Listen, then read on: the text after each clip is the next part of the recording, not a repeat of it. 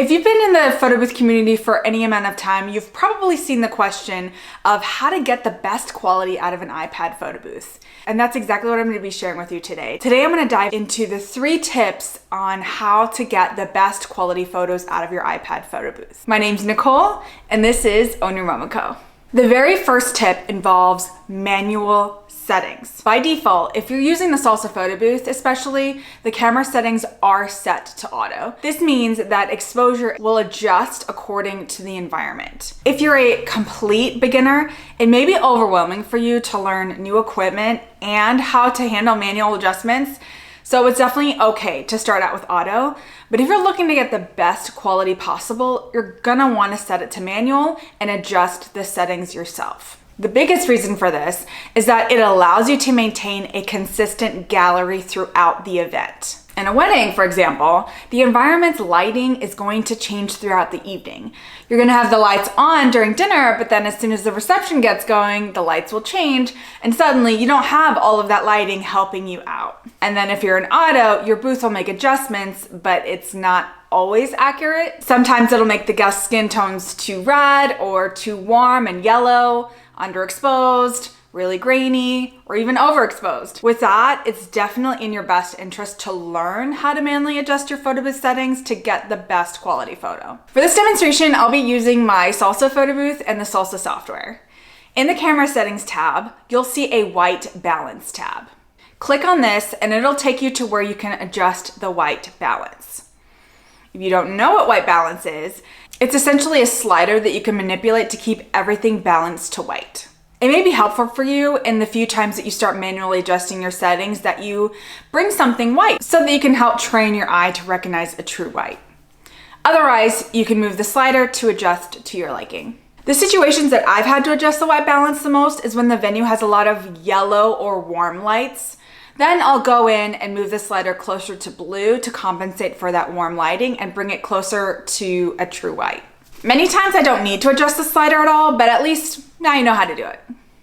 Moving on to the section titled Exposure. Exposure is where we'll focus the most attention today because it is the one that can also vary the most. Or if you're a photographer or have familiarity with photography, it will probably be very easy for you to understand exposure time and ISO. But if you're new into it like I was, I want to share with you what each of these things mean and why they're important. The exposure time and ISO settings here allow you to adjust the shutter speed and how sensitive the camera is to the light. The exposure time and ISO settings here allow you to adjust the shutter speed and how sensitive the camera is to the light. Shutter speed is similar to how long your eye stays open. So when it comes to the camera on your iPad, the longer the camera sensor is exposed to the light, the brighter your image will be. Because of this, exposure time is measured in fractions of a second. So longer exposure to light means a super bright image, and the closer you get to 1 second, the brighter it gets. And I'll share with you the best exposure time in a minute. You'll notice here, this is at 1 second and it is blurry, it is overexposed. This is not a great image. Now let's chat about ISO. ISO is able to adjust how sensitive the camera is to the light.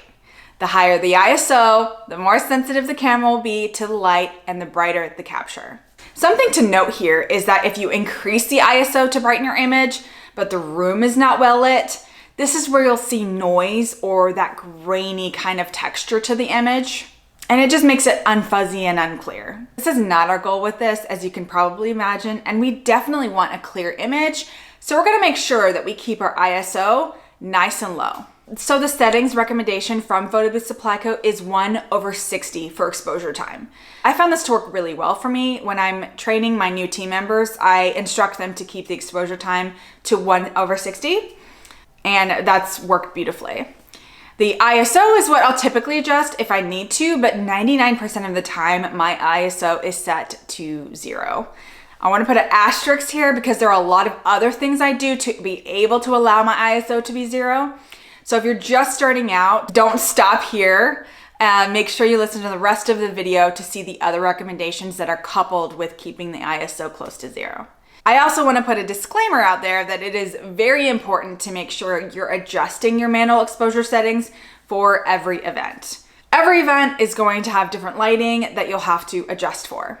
And setting exposure time and ISO is also best when coupled with the next thing on the list, which is distance. When operating an iPad photo booth, the distance between the light and the subject is very, very important. The ring light on the iPad can only travel so far, so making sure that your guests are nice and close so that ring light can illuminate their faces will be absolutely key to capturing a clear image. I have found this sweet spot to be between 3 to 4 feet away from the photo booth, or about the length of your arm. And yes, I can probably guess what you're saying. That's really close. And yes, you're right, it is, and that's kind of the point. I want to take advantage of the light there, and I want the clearest photo possible. And sure, the complaint I hear from guests the most often is, oh, can we fit everyone in the photo?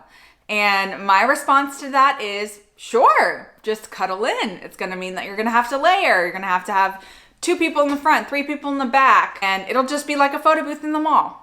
You're not gonna fit more than 2 or 3 people in the photo booth at the mall. This is the same idea, except maybe you can fit a little bit more people as long as you can crowd around. And honestly, that's when we get the best photos. Getting further back from the booth means you'll probably have to adjust your ISO to brighten the image, which also could mean grainy photos. It could mean the guests up close are overexposed. So it just gets a little bit tricky, and it may require you to adjust manually more often.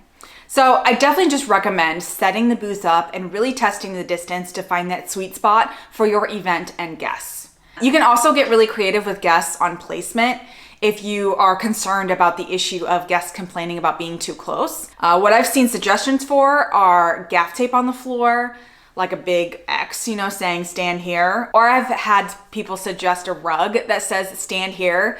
But honestly, if you place the booth 4 feet from the backdrop, the guests will have no choice but to comply with the distance and will most likely go right up against the backdrop anyways. You can always try and get your guests to move forward off of the backdrop, which is also, a great suggestion. But I find if you don't want to be arguing with people on placements, then just kind of keep it as close as possible and you'll get great photos. If you do want to extend the distance of the booth and backdrop and still maintain quality, the next thing I recommend getting is additional lighting. I have a whole video dedicated to additional lighting options that I'll put in the card up here and link below in the description. But just briefly, the 2 lighting setups that I use most often are an overhead umbrella light and wands. Additional lighting provides more light, obviously, but it also allows you to keep your ISO nice and low, getting that really clear image. Having additional lighting also allows you to control the light regardless of the venue's lighting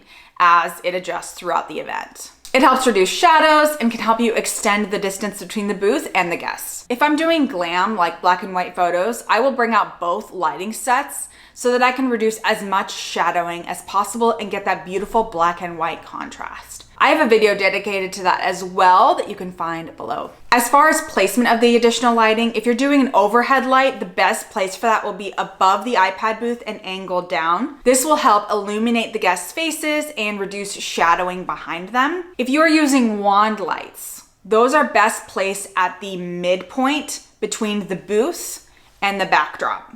So they should be placed kind of like right here, almost at a 45-degree angle. And then they should be pointed towards the guests. Remember, the ring light is going to handle lighting the front, and the wand lights will help to provide additional lighting on the sides, as well as reduce the shadowing. A mistake I made early on was putting the lights right next to the booth. And if you do that, it's really not gonna help you as much or be as effective as on the sides and closer to the guests. So I definitely recommend placing it closer and on either side. If you combine manual exposure settings, the perfect distance, and additional lighting, you can absolutely maximize the iPad's abilities to capture the best photos. One bonus tip is to consider the iPad's camera as well. The 5th and 6th generation of the iPad Pro are the best options, and there's even a better version coming out very soon. If you want to learn more about iPads and suggestions on which one to get, I will put a video on that as well in the description below. That's all I have for you today. As with everything tech, as it evolves, so does the information. So I hope this has been helpful for you as you continue your journey in providing your clients with the best photo booth experience. I'll see you next time.